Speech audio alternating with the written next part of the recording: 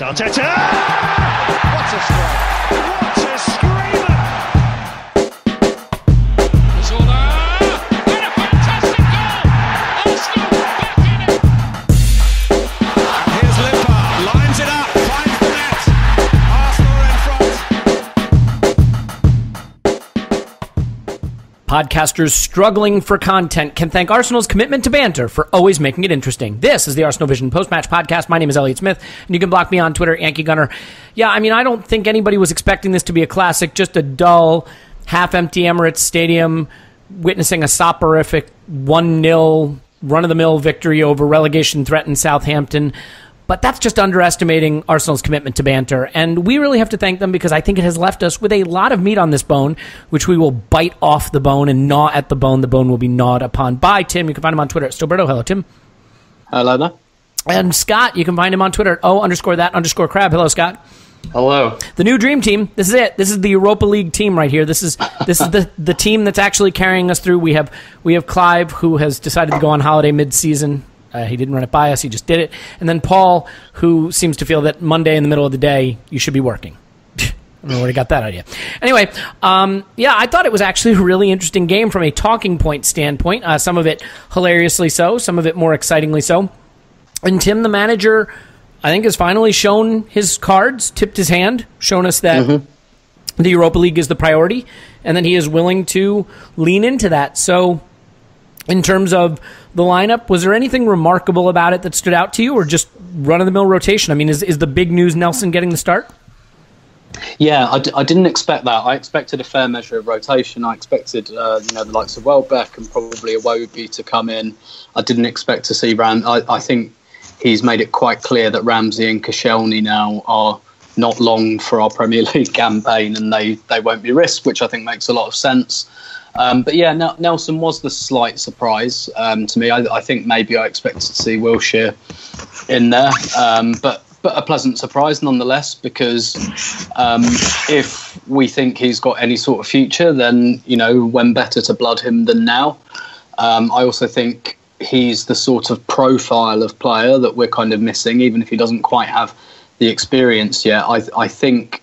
particularly with Wenger saying he's not going to buy any forwards in the summer, that really opens the door for Reiss Nelson for me, because we really don't have anyone else like that in the squad, and that presents him with a bit of an opportunity. So yeah, I was quite pleasantly surprised to see that. I guess I was I didn't quite think he'd make 11 changes, for example, but maybe I thought that Xhaka wouldn't play, and I still really think that Bellerin has played far too many minutes, and he went off injured. He went down the tunnel. Hopefully, it didn't look too serious. It looked like he needed some persuading to go down the tunnel. So hopefully that's a good sign. But particularly when we're playing a back four again, we've got Callum Chambers there, who I think is playing quite well at the moment. And right back is not his natural position, nor one I think he has a long-term future in. But I think for now, at least, fielding him at right back for a game like this, I think would have been fine, and we should have protected Bellerin. And I really, really hope that knock doesn't rule him out of Thursday. There's not been any suggestion that it will, but it shows the fact that he went off with a bit of a knock. It's taking its toll. I really think we need to make it a bit of a priority to protect him a bit better physically. Yeah, I mean, I just don't understand it. It's clearly a situation where we don't have a backup for him. So I get that there aren't a lot of options. But, I mean, Reiss Nelson did play right wing back in the Europa League. You could have given him his start there, potentially. I know that fullback is not wing back. There's a lot more defensive duties bestowed upon a fullback, but that would have been an option. Certainly Callum Chambers, who you named, but then that means drafting and holding, and suddenly you have a kind of rickety defense, and we will get to the ricketiest Rick of all, Shkodran the Rick Mustafi. We'll come to that in a moment. But Scott, I mean, I think as exciting as it is to blood a youngster and give Nelson his first start in the Premier League, the real story of this game, I think, has to be Danny Welbeck and Alex Iwobi both getting a start, both knowing that at a minimum there is one Europa League spot up for grabs with Mkhitaryan's injury, and potentially a second with Jack Wilshere being, how shall I put this delicately, bad at football. So I mean, for you, is that really the takeaway? These two starting and both really playing well and potentially securing a chance to show what they can do again in Moscow and ultimately go on to be the replacements for Wilshere and Mkhitaryan in a at least theoretical semifinal for Arsenal? Yeah, I mean, both of this was, seemed like get me on the plane type of performances. So I was actually very impressed with both of them. Danny Welbeck, we like to make fun of him, but, his first goal was absolutely amazing. It was a perfect, clean contact. Yeah, he missed an open net, but then he had a really nice header for his second goal. And Alex Iwobi really slotted in well into that Mesut Ozil role and was really having all the offense go through him, doing really well, finding the spots and combinations. The pass that he made to Danny Welbeck before the goal was absolutely great too. So I mean, I was very impressed with both of them, and I think both of them could actually get a start on Thursday, and I would be happy. I was a big wanting to see Welbeck last Thursday, and he didn't get in, but I think he's really solidified his spot. I think he does add some good things, and if he's actually being able to kick the ball, that's even better. Yeah, well, and I mean, end product and directness and running to replace Mkhitaryan's, and Iwobi giving you more of what Jack notionally should provide, which is security on the ball, close control, comfortable, confident, reliable distribution, the things that Wilshere, you might identify with him, but really have been absent from his game of late. And, I know there were some people frustrated when Aubameyang got taken off because it's like, hell, he can only play in the Premier League. What are you resting him for? But I'm going to do the unthinkable and defend Arsene Wenger here for a moment. I think it may have been in his mind to say, let me get Lacazette on with Welbeck and Iwobi because they're going to be playing together in the Europa League. And sure, the risk of injury is something you have to take into account, but there's something to be said for getting them 20 minutes together as a tandem. I mean, Scott, do you think that might have been his thinking behind doing that? Yeah, I think so. I mean, and Lacazette's still coming back from injury, so getting him some more game time and getting, more match fitness under his belt, never a bad idea, especially late in the game where, you're going against tired defense, and just give him some more confidence. And I thought he, linked up well with everybody, and, it's I have no problem with that. And I think it's definitely a move with the eye towards Thursday, seeing as the Premier League, there isn't really anything left to play for there. Yeah, I agree with you. So, Tim, I mean, we know what Danny Welbeck did because there are things that kind of fill up the stat sheet, as you might say, on this side of the pond. He got the goals, he got an assist. I thought the assist was really well executed. The goals are well done. Obviously, he missed the sitter, but overall, I think you have to be happy with the perform. But Alex Iwobi had a really, really good game. And not just a good game, but a good game that produced end product. 3 key passes, 2 assists, right? A shot on target. The things that we criticize him for not being good at, final ball, a penalty area, or final third contribution he provided. Was this one of the more encouraging Alex Iwobi performances at a time when we needed it most?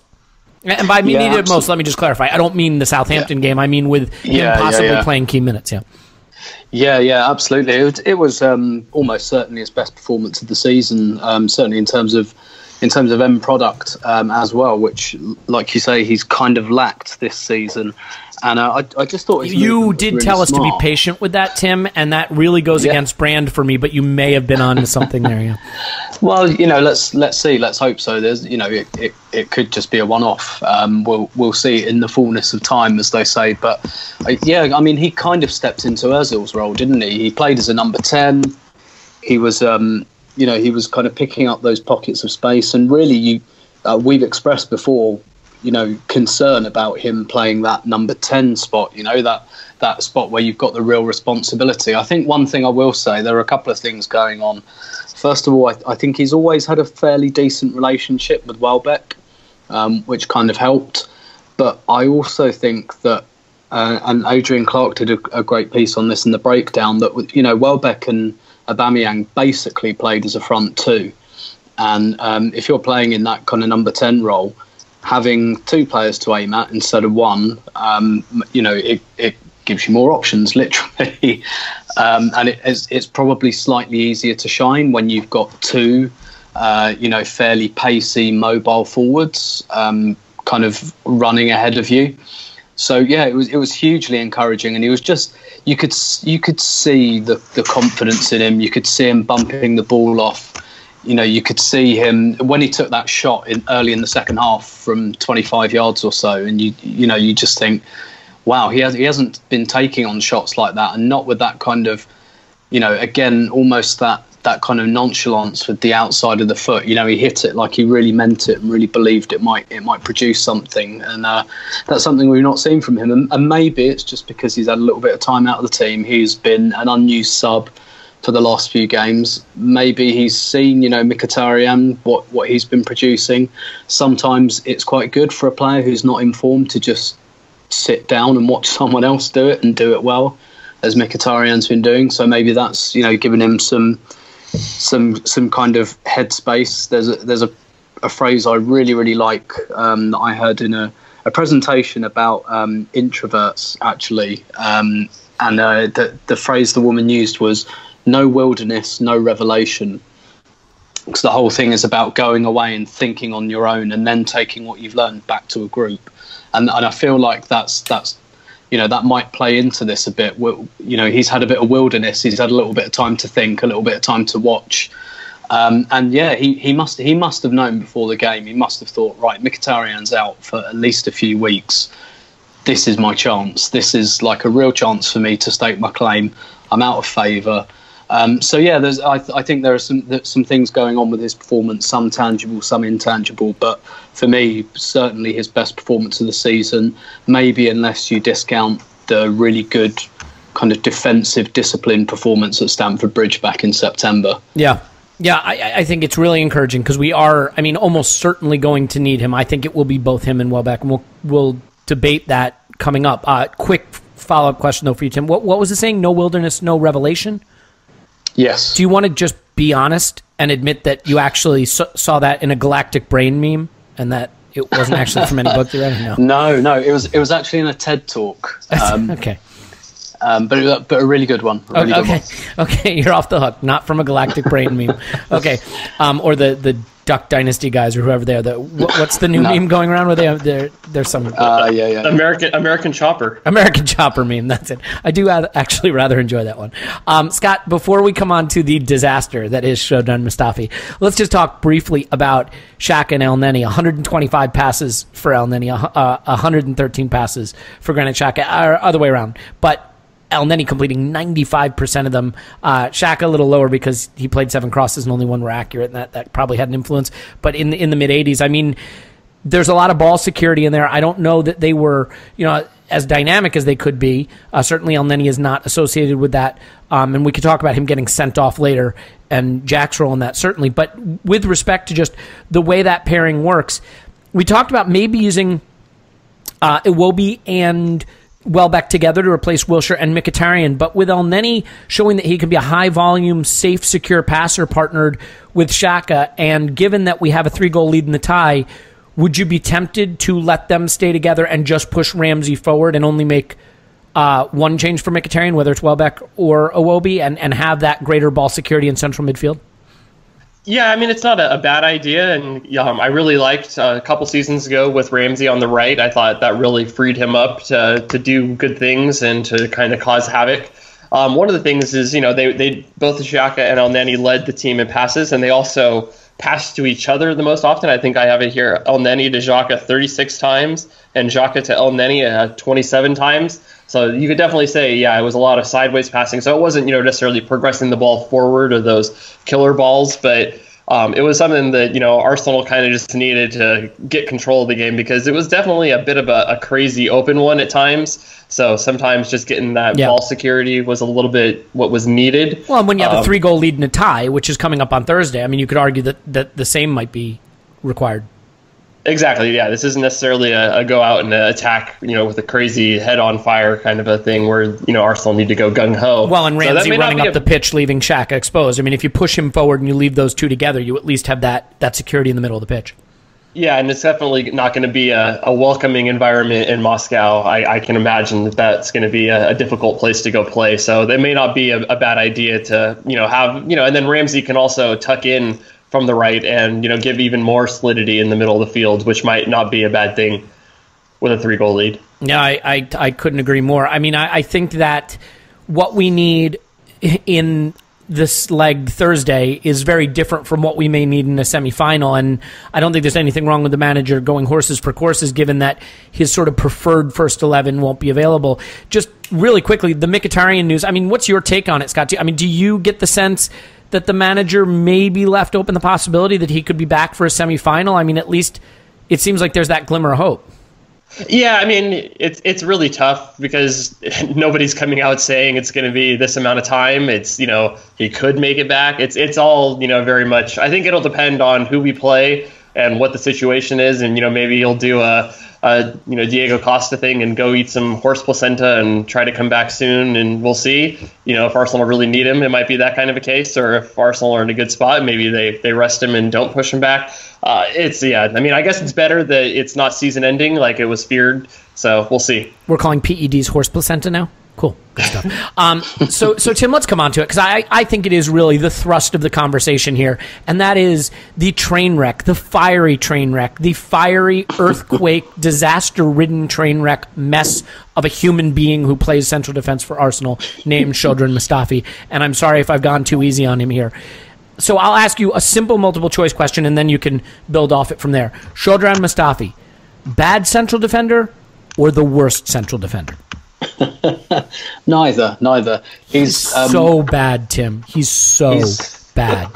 What he is he's certainly capable of being absolutely terrible, but what he is wildly inconsistent. He rarely gives you a 7 out of 10. He's either kind of 9 out of 10 or 2 out of 10. And isn't that exactly what you can't have from a central defender, right? Like I would rather have a central defender who is a 7 out of 10 constantly, never a 9, but never a 2, right? Because at least then you can survive. But when a central defender turns in a 2 out of 10, you're usually saying it because they've conceded a couple ridiculous goals.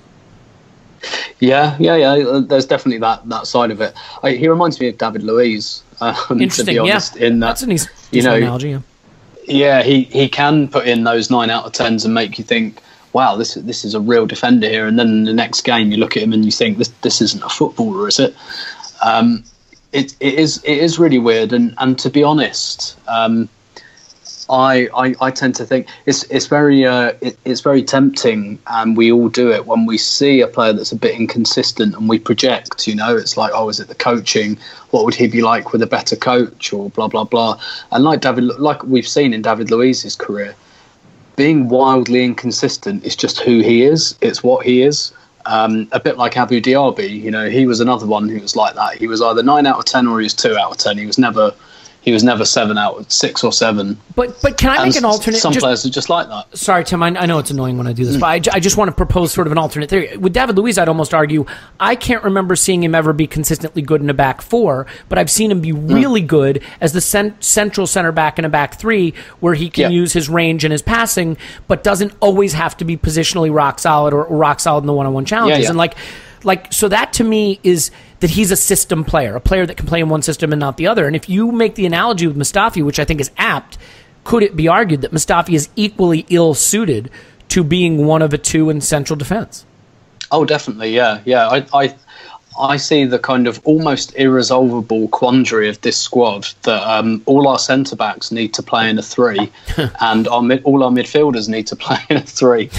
And we probably need our strikers in a 2 as well. So, make of that what you will. But yeah, absolutely. Because Koscielny is, just a bit too old now to do that kind of almost being 2 centre backs at once. Monreal's very, very tidy, in his own area, his own part of the pitch, but you can't really expect him to do that. I think the centre backs, all of them, are just tailor made for a 3.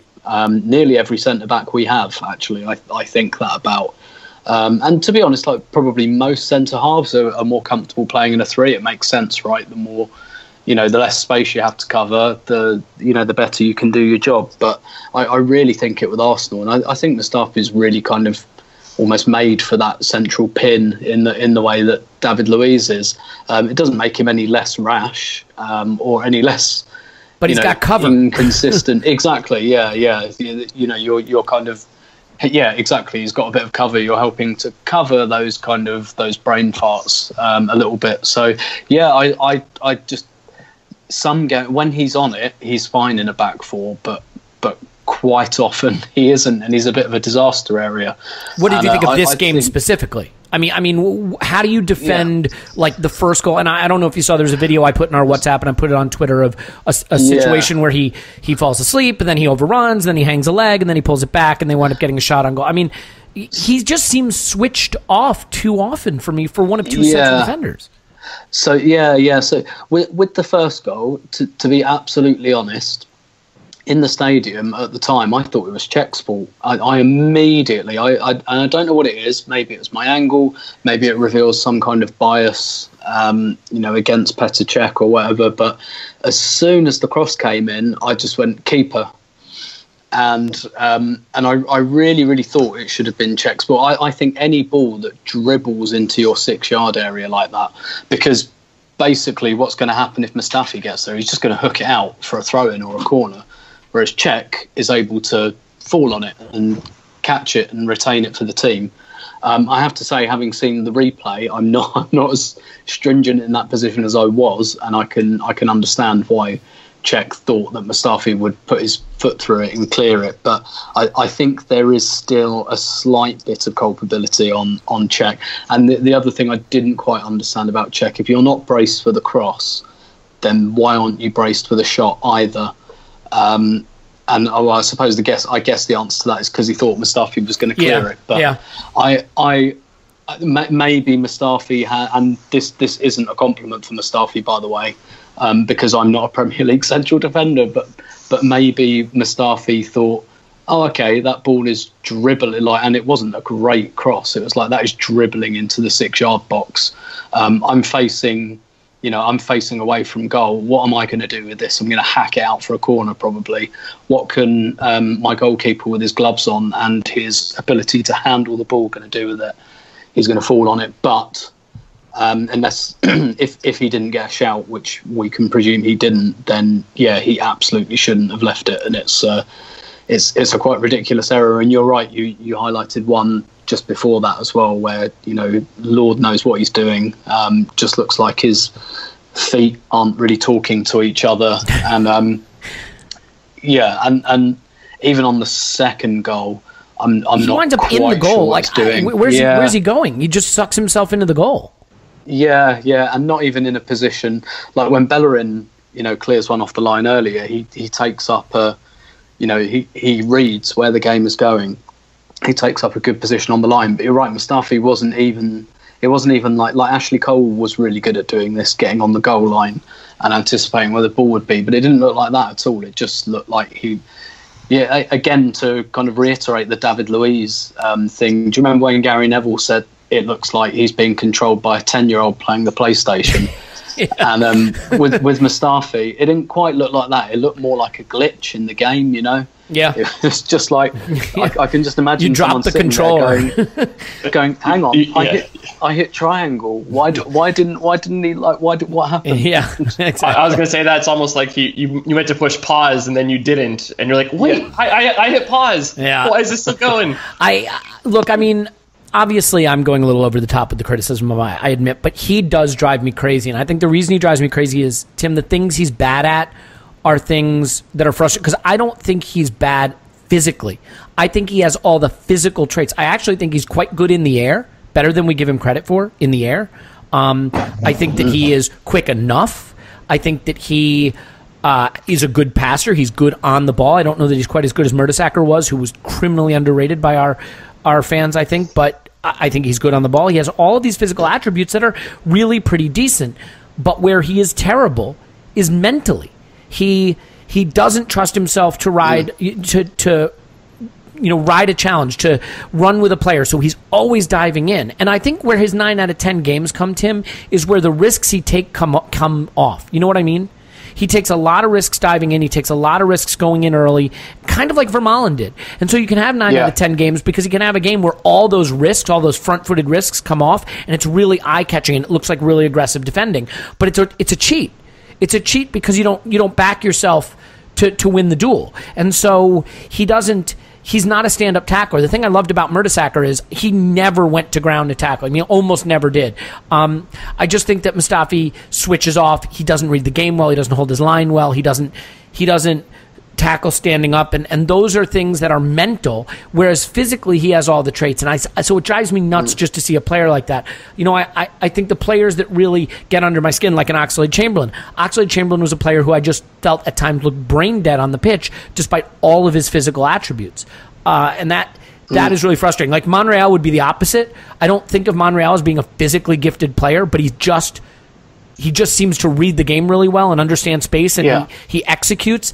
That's a player that I can really get behind. Does that make sense, the way I've articulated it? Yeah, absolutely. With Monreal, it's kind of muscle memory. It's just like he does the same things every week, and more often than not, they work. Whereas Mustafi seems to approach every game like he's on a different drug. To be honest, it's like, Mustafi has broken out the cocaine today. This could be interesting. And no, today's a psychedelics day.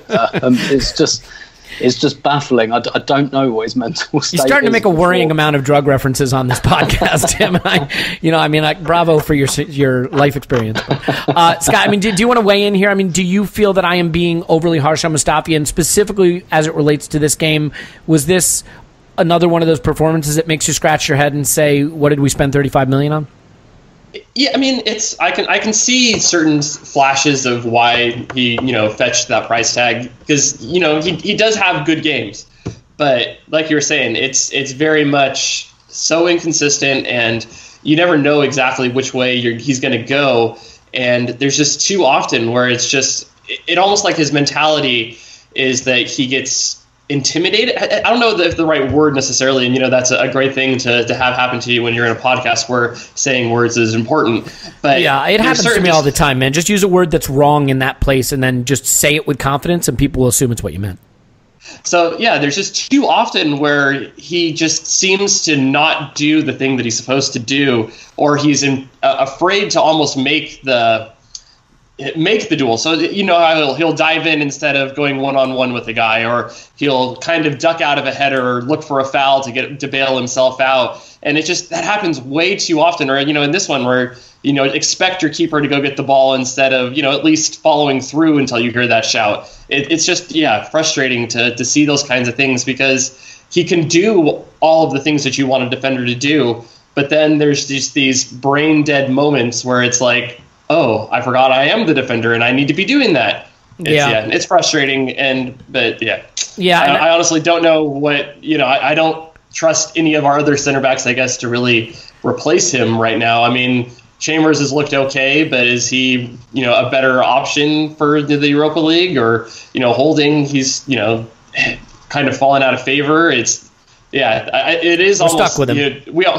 It almost would be, better to get that third guy out there just so everybody has a little bit more cover.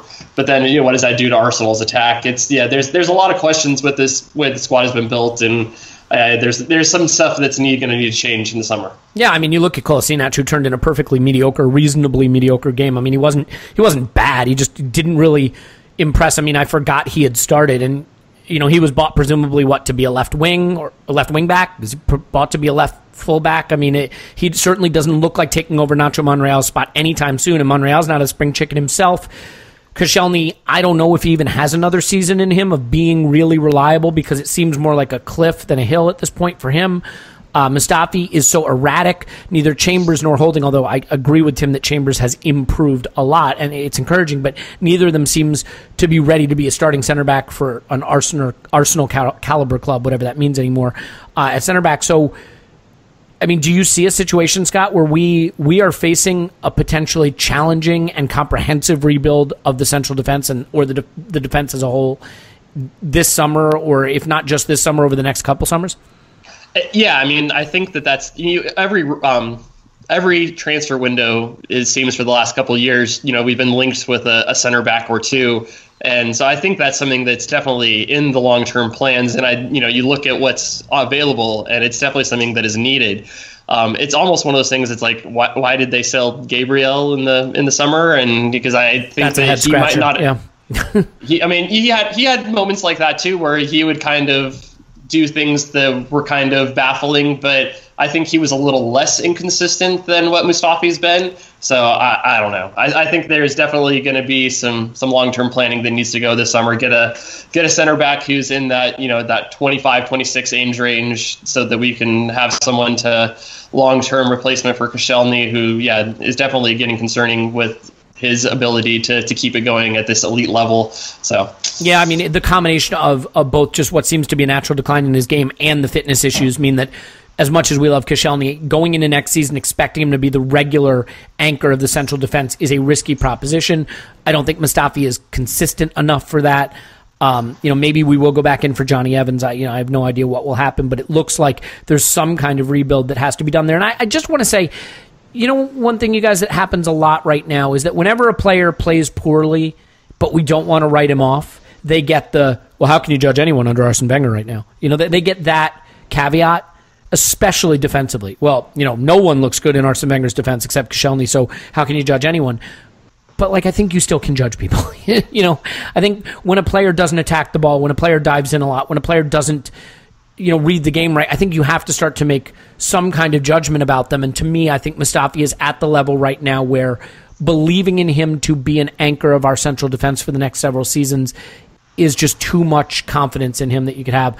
I think we can get off that for a moment. I want to address the attacking play, which once again produced 3 goals. But really, really quickly, Tim, before we get into the goals and our improved attack, do you have anything to say about Nelson's game other than didn't do anything terribly wrong, didn't do anything terribly right, game kind of passed him by, but good for him for getting a start?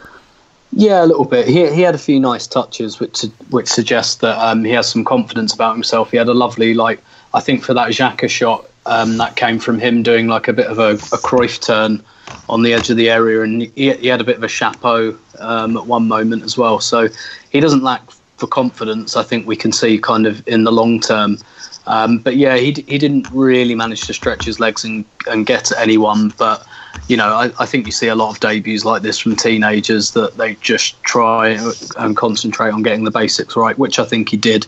He also was on the receiving end of a pretty terrible tackle in the first minute. Yeah, that's a great point. I think that affected him too. Maybe it did. I don't think he didn't lose his head about it though. Unlike another Arsenal Academy product who's significantly older and more experienced. He will get a mensch. Yeah. Okay. Well, all right. Look, let's talk about Aubameyang just for a minute. I mean, so much of our season now is down to the Europa League that we tend to sort of write these games off, and these are very weird games. It's very hard to know what to make of them. I think it's hard for the players, too, to really know. You're being rotated. It's the Premier League, so it matters, but everybody kind of knows it's not the thrust of it. And through it all, Aubameyang is off to an absolutely fantastic goal-scoring start to his Arsenal career.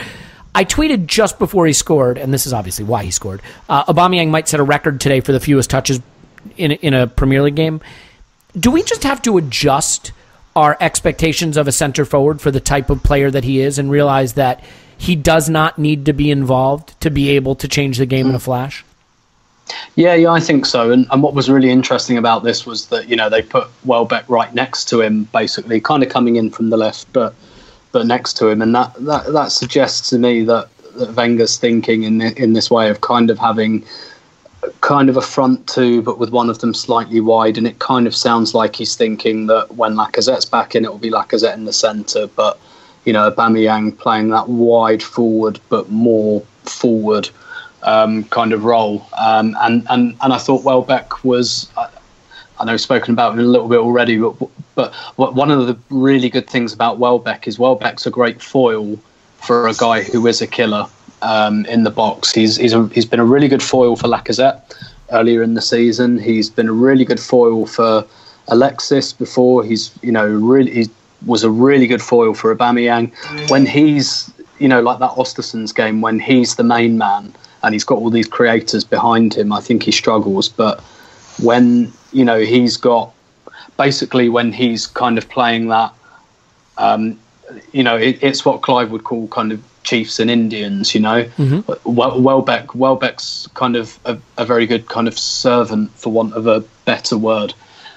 He's really, and I think Aubameyang really kind of really benefited from that. And I think you're right. And I think what's really interesting, and I'm doing my usual, this is a precursor to something I'm going to write this week. Oh, is fancy that.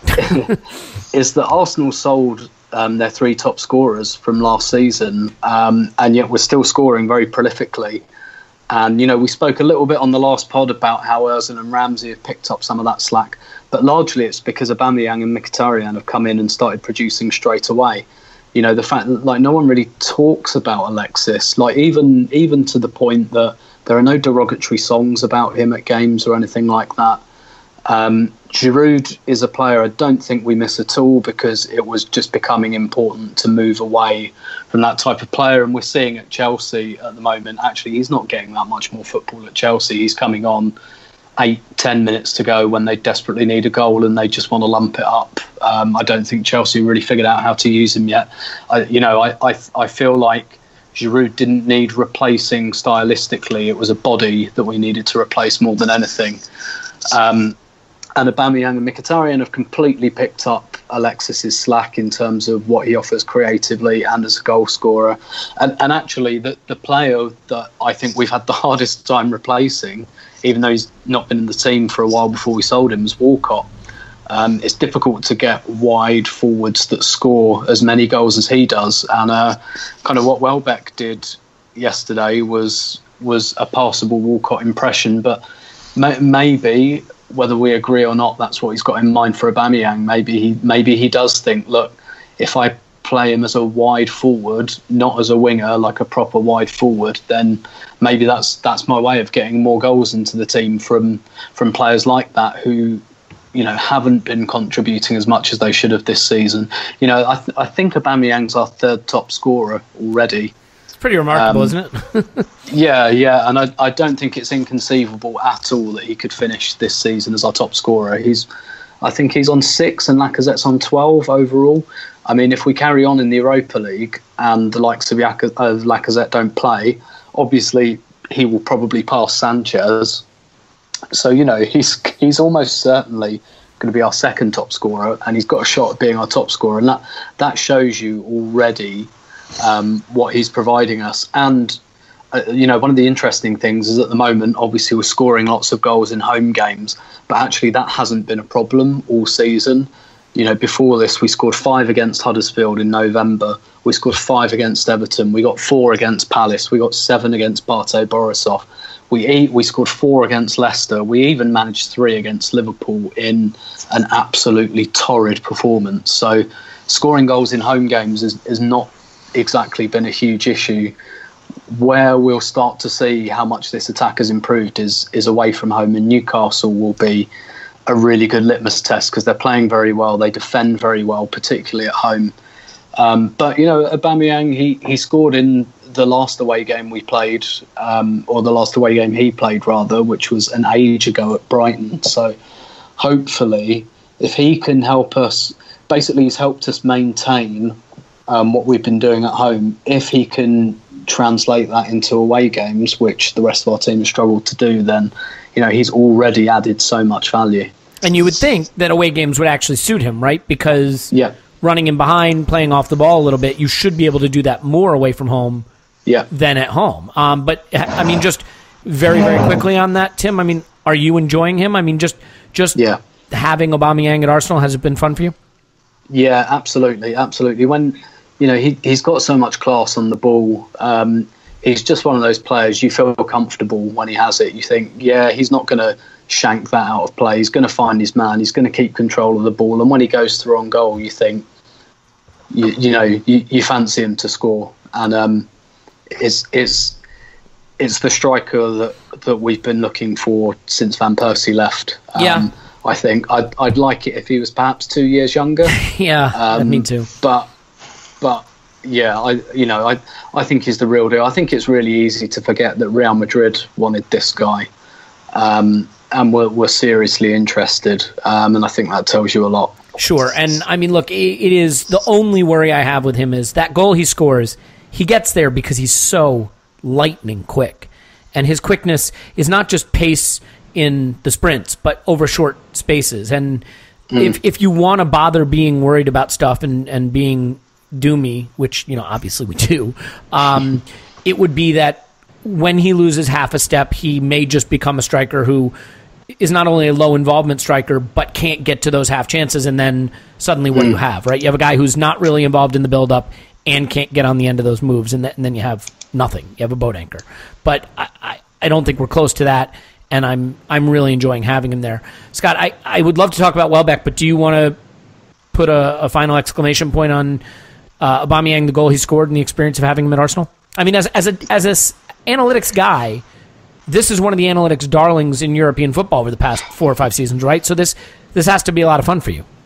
Yeah, no, and this is, what you expect. I've always talked about that he's basically Walcott in that he doesn't get involved very much with touches, but what he does is he gets shots in shooting locations that he's able to convert.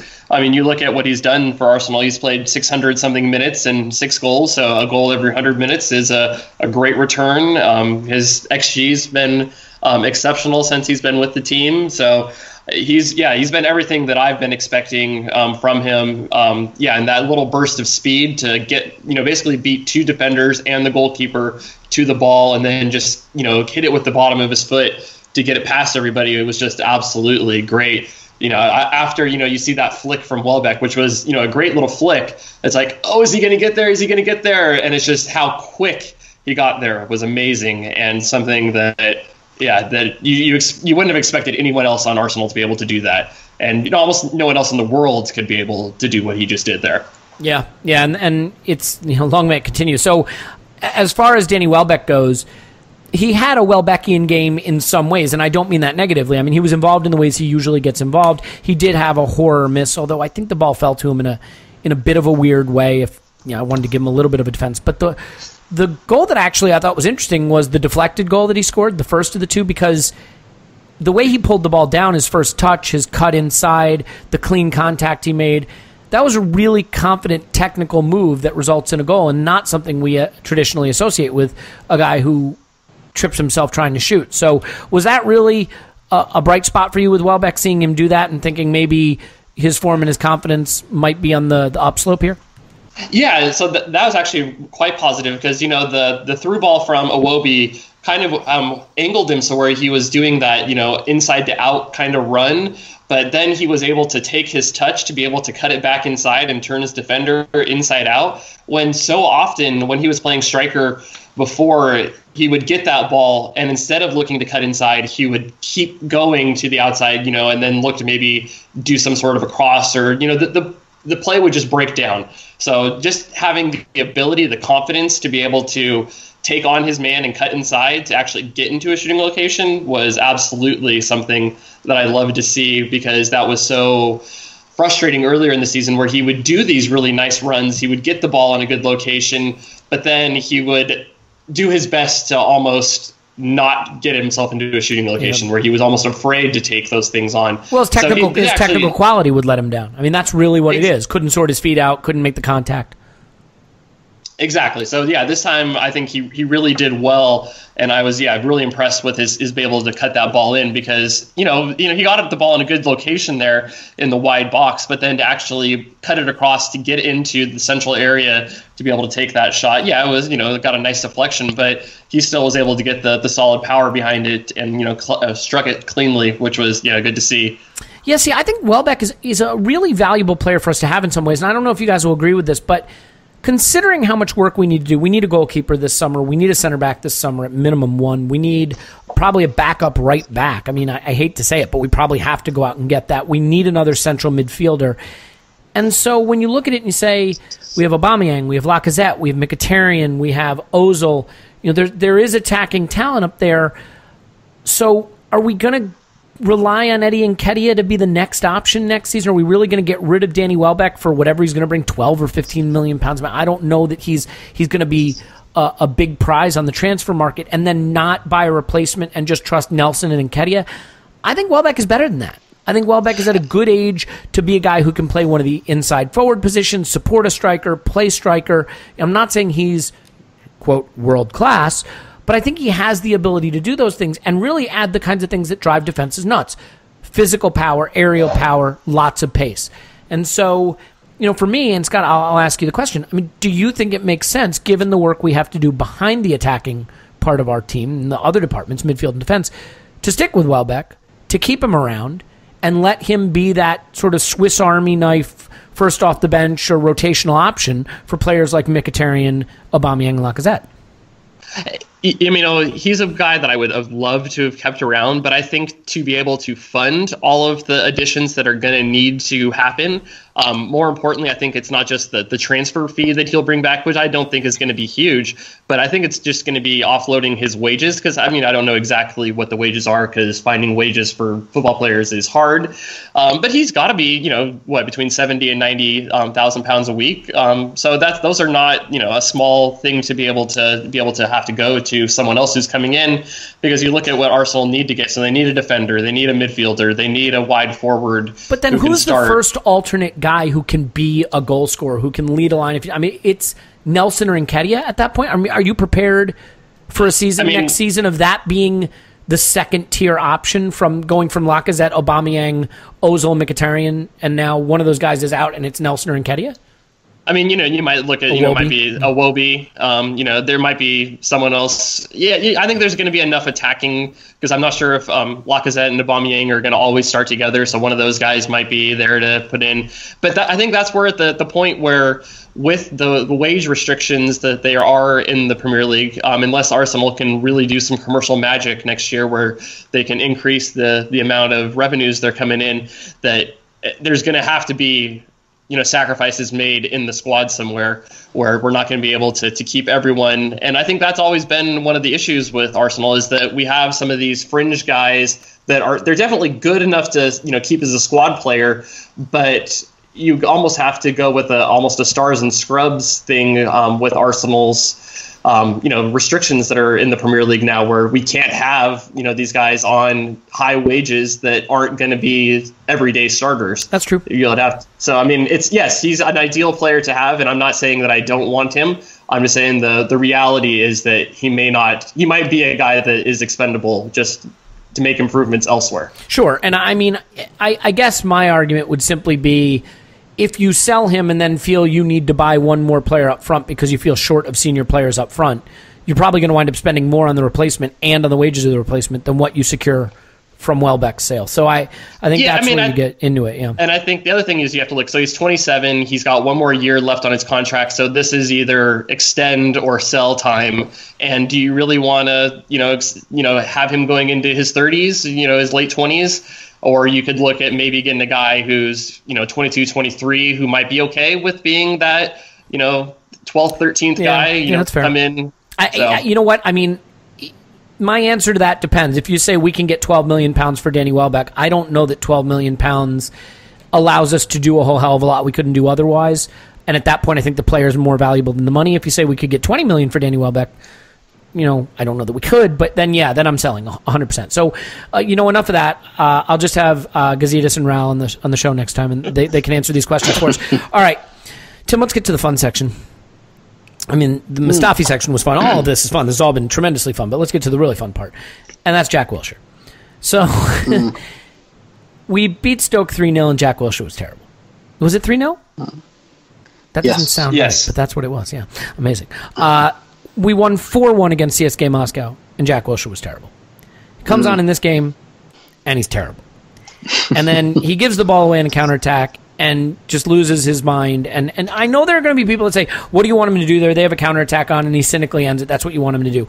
You can cynically end a counterattack without just completely losing your mind and tearing the shirt off a player. And we see cynical professional fouls all the time, those tactical fouls all the time that don't result in the player's shirt getting ripped off and then handbags. So I think this is a player who probably feels the stress and the pressure of the way he's playing, and it came out in that moment.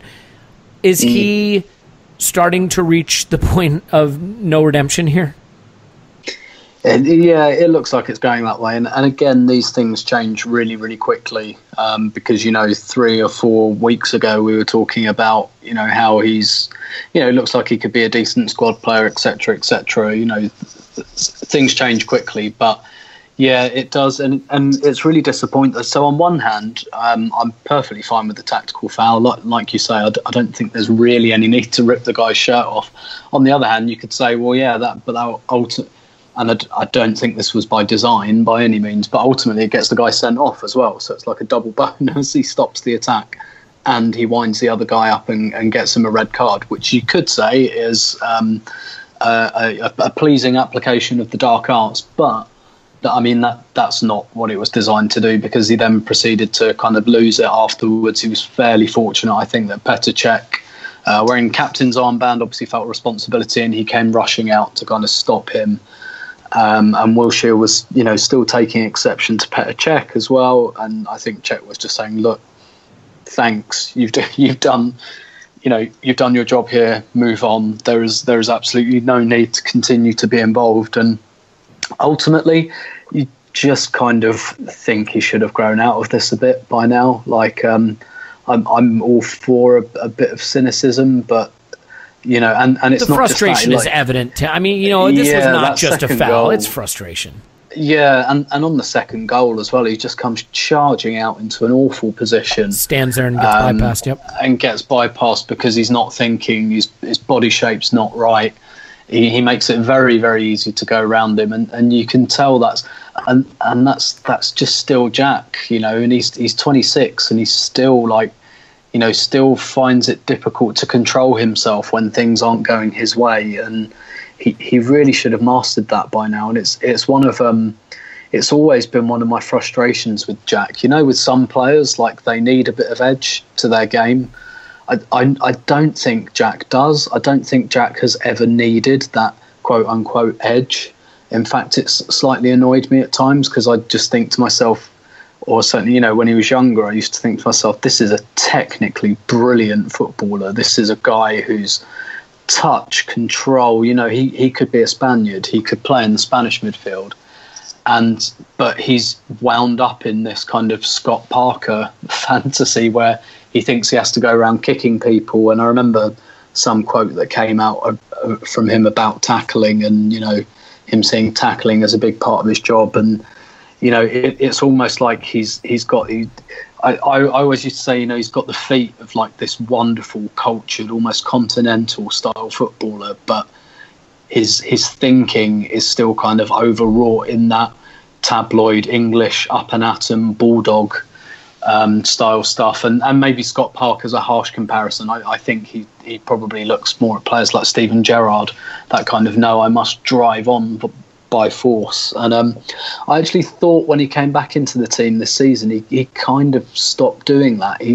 I thought, he looks like he's readjusting to what his body can do. He's, I've said it on many pods, I think to kind of rescue his career, he's got to reinvent himself as a bit of a deep lying playmaker, which is a role he played very well for England a couple of years ago. I think that's where he should see his future.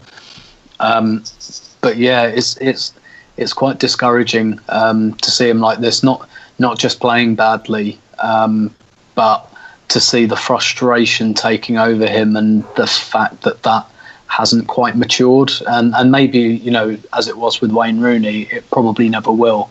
But with Rooney, I kind of saw, when you're a striker, I can kind of see the value in having that kind of edge, and if you're a certain type of midfielder. But I don't think that's the type of midfielder Wilshere is or should be, but it seems to be the type of midfielder he wants to be. And he's got other gifts, and unfortunately his body wouldn't let him be that kind of midfielder anymore anyway. So yeah, I think it was another fairly rotten performance. Another 70% on the ball, passing, worst of any outfield player, and that's consecutive games. Which is unreal for him. It's exactly what you think you get from him, right? Yeah, 90% passing security on the ball. He gave the ball away more than any other player in just his 20 minutes on the pitch. 27 minutes on the pitch, and he had the lowest pass accuracy of any outfield player for the second consecutive game. Yeah, exactly, and those are supposed to be his strengths. So it's very worrying that they're deserting him, and old weaknesses are coming back in. Yeah, and I consider myself a keen observer of the human condition, and I don't know if you saw on social media, he posts like, another great win, congrats Danny Welbeck, although I should have had an assist if you finished that one, or something like that. And I think there's a little something under the surface there. I think Jack wants everyone to remember, hey, I could have had an assist in this game. I set Welbeck up with a tap-in. Like, I know I was all over the place and I was a mess and I got involved in a fracas that led to El Neni getting sent off and all this, but I should have had an assist. I mean, maybe that's overly cynical on my part, but to go and tweet out, to the guy who scored 2 goals and had an assist, I could have had an assist if you put that one away, buddy. Like, ha ha ha. And he doesn't at Danny Welbeck. He includes Danny in the body of the tweet. You know what I mean? So it goes out to everybody. I think he's aware that it's slipping away for him a little bit. And that's sort of hey, I should have had an assist. That should have been in my column. So, I do worry for him. I mean, I don't worry for him. He makes a phenomenal amount of money, and I'm sure he's a very happy man. But I worry for him with respect to where this is all going. And, I think the problem is Arsene Wenger is very, very, very close to this player. And I think it's hard for him to disappoint someone like Jack, that he cares about Jack tremendously. And understandably. I mean, they've been together a long time. He's known him since he's a little kid. But, Scott, can Jack Wilshere continue to start in the Europa League, as important as that competition is for us in the way he's playing? It's so tough to imagine, especially with what we just saw from Iwobi and Welbeck, that both of them really excelled. And, Tim kind of touched on it. It's earlier in the season, he was seeming to change his game. But over and over again, it seems like he's falling back into his old bad habits, where, he's holding onto the ball too long. He's not making the right pass. He's just slowing the entire game down.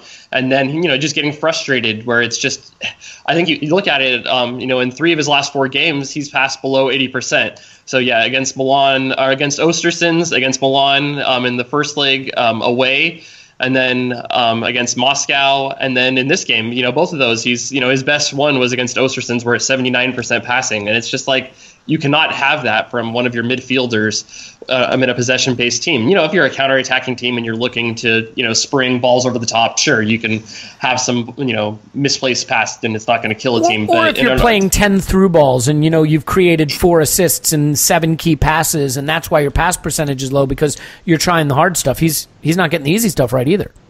Yeah, and it is frustrating, because I thought that there was glimmers of hope earlier in the season, where he looked like he was actually kind of doing stuff that was positive, but now it's falling back, and it's not good. And I can't imagine that you really start him, and it's really kind of in a tough position. Like, does Arsenal really extend his contract or offer him a new one?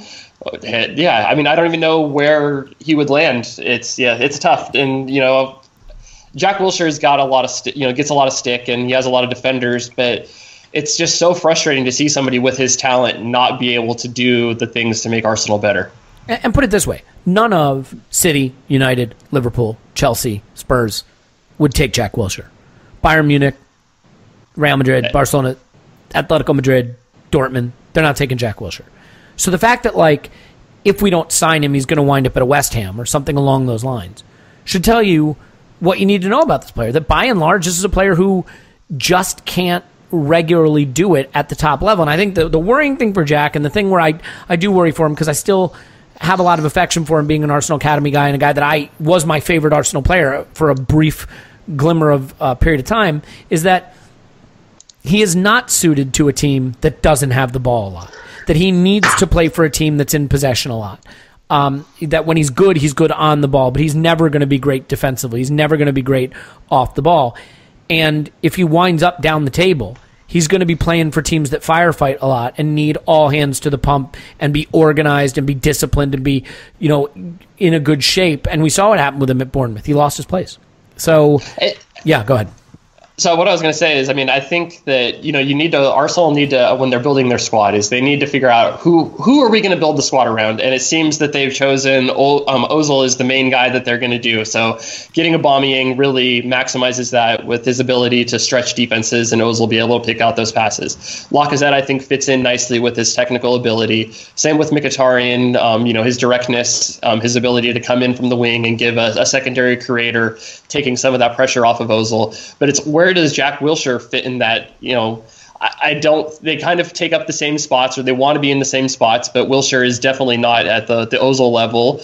Ramsey, I think, is a better option, a central midfielder, being able to do his runs from deep. I think and then granted, Xhaka is a better deep lying playmaker than what Jack Wilshere would be. So to me, it's like, where does he fit in to be able to maximize the rest of the squad? And I'm just not sure there is a spot where he is going to maximize the rest of the talent. It's one thing if, you wanted to build around him to be able to maximize his talent, but I don't think he has the ceiling, or his injury history doesn't really justify him being the main focal point of a team. Yeah, I totally agree with that. And the thing that scares me a little bit is if Ramsey goes, and if Ramsey gets sold this summer, and God forbid, I know there's some people that think actually there are ways that could work to our favor, but I worry that Ramsey going will mean we feel compelled to keep Jack, and that Jack will be in line to be an even more prominent player for us, and that doesn't lead us anywhere we want to go. I want to ask about the Europa League just before we sign off here, but Scott, before I leave you, do you care if we finish above Chelsea? I mean, on a scale of 1 to 10, where 10 is it's my everything and 1 is I wouldn't even know it happened, how important is it to you?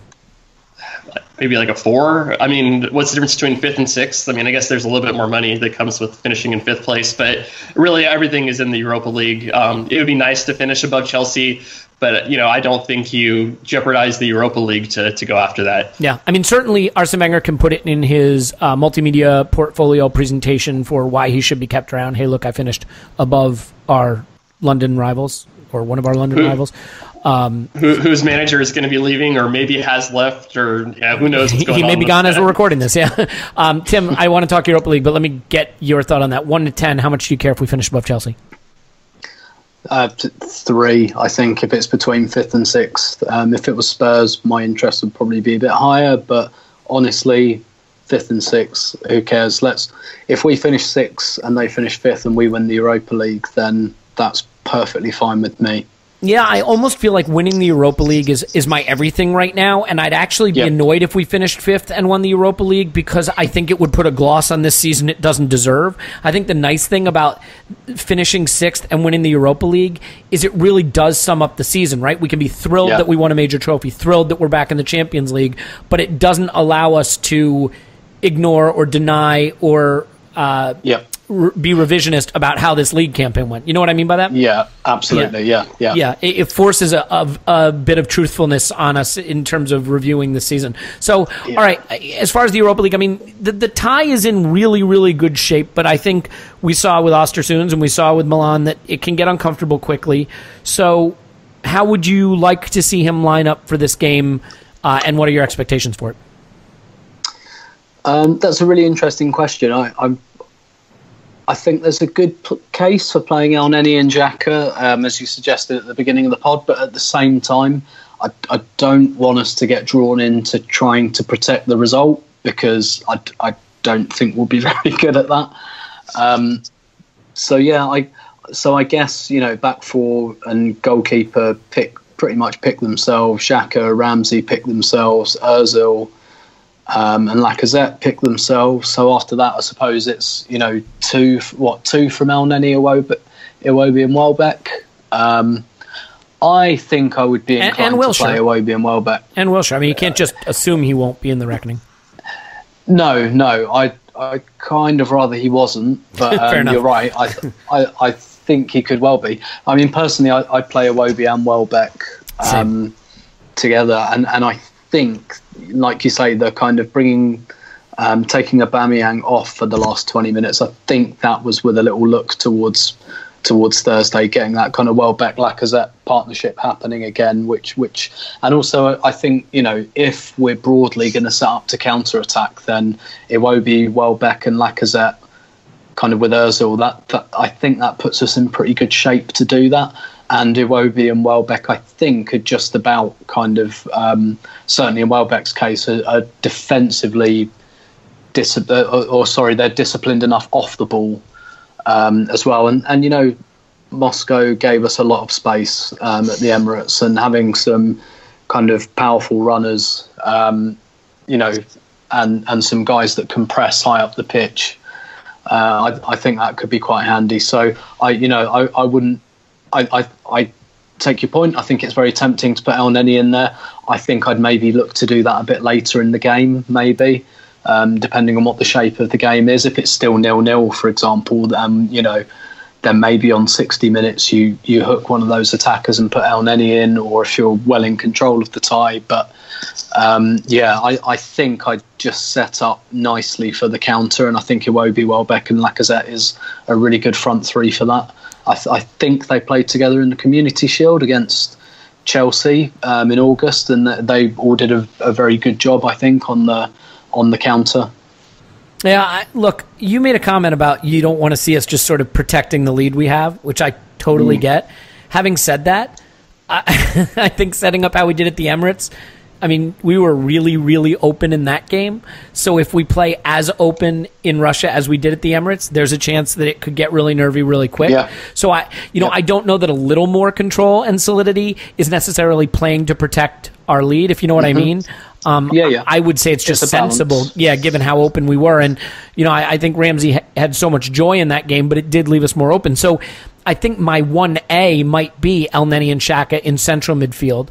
Although I know, look, El Neni has this reputation for being sort of like a more defensively minded midfielder. He is not. He doesn't tackle, he doesn't intercept, he doesn't dispossess, but he can play 120 passes at 95% pass accuracy, which is a form of defense, right? I mean, controlling the ball is a defensive action. So what I would say is... Pep would tell you. What was that? As Pep would tell you. As Pep would tell you. Yeah, exactly. Genius Pep. Great job there, Baldy. But yeah, so I would say that my 1A might be Xhaka and El Neni in midfield, and then push Ramsey up. And then because you have Ramsey's extra added attacking influence in that front three, you could go with Iwobi for a little more technical control and passing, and he can drop into midfield if he needs to. And so you'd have El Neni and Xhaka, Ramsey, Ozil, Iwobi, and Lacazette up front. You definitely could do that, or you could flip it another way. And if you're playing Welbeck and Lacazette, a bit like Welbeck and Aubameyang, basically a front two, and you split the team up and you say, right, Xhaka and El Neni and the back four, you're the defensive part of the team, and we don't need you to go anywhere because we've basically got two strikers. We've got Ramsey, we've got Ozil. That's plenty to be getting on with, and you almost split the team up into two different parts. And you say, you six, just take care of this part of the pitch. Don't really go beyond the centre circle. And Welbeck and Lacazette, you play like a front two. You run everywhere. And with Ozil and Ramsey, we'll kind of get the ball to you and create enough havoc there. Yeah, and God knows we have enough practice at having our attack get cut off from our midfield and defense, so it should be a natural way for us to do it. I agree with that as well. I don't know that I'd be fussed if it was Welbeck over Iwobi. And to your point, by the way, I should say my 1A was that. My 1B would be set up how we did in the first game, except go with Welbeck and Iwobi instead of Wilshere and Mkhitaryan, obviously. So, Scott, your preferred lineup there before we say goodbye? I think you're going to see Iwobi and Welbeck. I almost wouldn't be surprised if, some crazy like Kolasinac coming in and he's going to play your left wing. Do all the fullbacks come in and, really kind of go for it. I would be concerned about that because that would be almost giving or, conceding that we're just going to defend. But I actually that wouldn't surprise me to see something crazy like that just for the one-off. Yeah, I don't know that Arsenal will be worried enough with a 3-goal lead and with as open as they were, and the fact that now they have the onus on them to attack to be that conservative. Although I totally take your point that he could do that. We have seen him do it before. So let's hope he doesn't. Can we agree on that? Yes. Yeah. All right. Well, I think that's good enough. Do you guys want to do score prediction, Scott? I think it might be like a 2-1 or something like that for Arsenal to win. 2-1 Arsenal win. Tim? Yeah, I think I'd go for that. Yeah. 2-1? 2-1, yeah. I'll say another 4-1 Arsenal victory. 8-2 on aggregate, baby. and then we get absolutely murdered by Atletico Madrid in the semifinal. We'll see. We'll see what happens. So, yeah, that comes up Thursday. We'll try to have a podcast out for you, most likely Saturday, because it really is very, very difficult for us to record Thursday after the game. We'll leave that to the professionals like Arsblog, and we'll wait and record it on Friday. So, hope Clive's having a great vacation. Hope Paul is getting plenty of work done. God knows none of us are doing any of those things. Tim's on Twitter at Stoberto. Thanks, Tim. My pleasure, as always. Scott's on Twitter at O_that_crap. Thanks, Scott. Thank you. My name is Elliot Smith. You can block me on Twitter at Yankee Gunner. And give us a 5-star review. Write nasty things about Clive and Paul. And we will talk to you after Arsenal 10, Cesca 0.